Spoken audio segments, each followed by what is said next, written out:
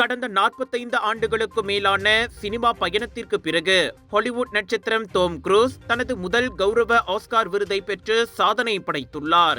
63 வயது மதிக்கத்தக்க cruise governor awards 2025 விழாவில் இந்த மாபெரும் அங்கீகாரத்தை பெற்றார். டாலி பாத்தன், டெபி அலன் மற்றும் வின் தோமஸ் ஆகியோரும் அவ்விழாவில் கௌரவிக்கப்பட்டனர் என்பது குறிப்பிடத்தக்கது. விருதினை பெற்றுக்கொள்ள குரூஸ் மேடையேறிய பொழுது வருகை புரிந்திருந்த அனைத்து முக்கிய பிரமுகர்கள் அவரை பலத்த கைத்தட்டல்கள் எழுப்பி வரவேற்றனர்.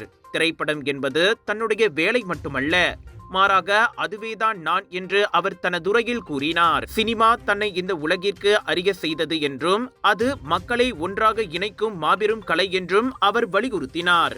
குரூஸ் இதற்கு முன்னதாக Born on the 4th of July, Jerry Maguire, Magnolia மற்றும் டாப் கன் மேவரிக் ஆகிய படங்களுக்கு 4 முறை ஆஸ்கார் விருதுக்கு பரிந்துரைக்கப்பட்டிருந்தார் என்பது குறிப்பிடத்தக்கது. அகாடமி, சினிமா மற்றும் ஆக்ஷன் துறையில் குரூஸின் தொடர்ந்த பங்களிப்பை நினைவு கூர்ந்து இவ்வங்கீகாரத்தை அளித்ததாக தெரிவிக்கப்பட்டது.